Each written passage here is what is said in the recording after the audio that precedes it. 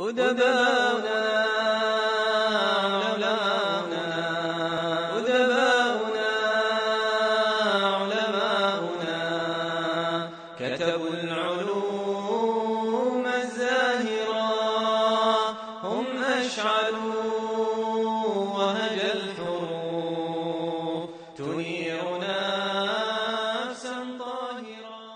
ما قاله الأخ الكريم إنه الشيخ عارف وحده فقط على الحق وهؤلاء جميعا علماء على الباطل، هذا ليس منطقا، هذا ليس منطقا صحيحا.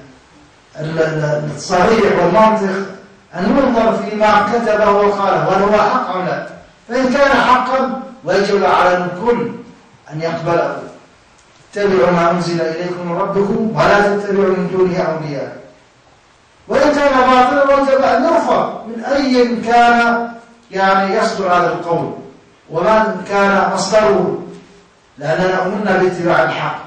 فليس المقياس أن هؤلاء سكتوا، هؤلاء سكتوا لأمور يعني تخصهم، قد يكون لم يتضح لهم أنه لبس على كثير منهم، أنه يعني يقول أنه لم يحن وقت البيان، أنه لم يتضح شيء. هناك وجهات نظر كثيرة.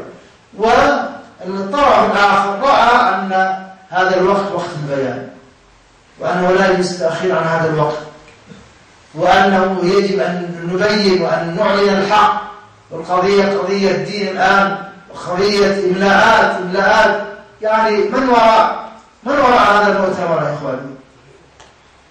المسلمين ولا الأمم المتحدة؟ طيب ماذا قال الله تعالى عن هؤلاء اليهود والنصارى؟ ولن ترضى عنك اليهود ولا النصارى حتى تتبع ملتهم. ما يود الذين كفروا من أهل الكتاب ولا المشركين أن ينزل عليكم من خير من ربكم. قال وودوا لو تكفرون فهل يريدون لنا الخير؟ يا أيها الذين آمنوا لا تتخذوا بطانة من دونكم لا يألونكم خبالا ودوا ما عنتم قد بدت البغضاء من أفواههم وما تخفي صدورهم أكبر قد بينا لكم الآيات إن كنتم تعقلون. ها أنتم أولئك تحبونهم ولا يحبونكم وتؤمنون بالكتاب كله وإذا لقوكم قالوا آمنا وإذا خلوا عضوا عليكم الأنامل من الغيظ قل موتوا بغيظكم إن الله عليم ذات الصدور إن تمسسكم حسنة تسؤهم وإن تصبكم سيئة يفرحوا بها وإن تصبروا وتتقوا لا يضركم كيدهم شيئا. فنحن يعني لا نستبق، نحن نبين وهذا وقت البيان، والعلماء يعني لا يزالون وما زالوا يبينون، وإذا يعني اتضح الأمر والحقيقة بالنسبة للحوار فسيبينون في وقتها.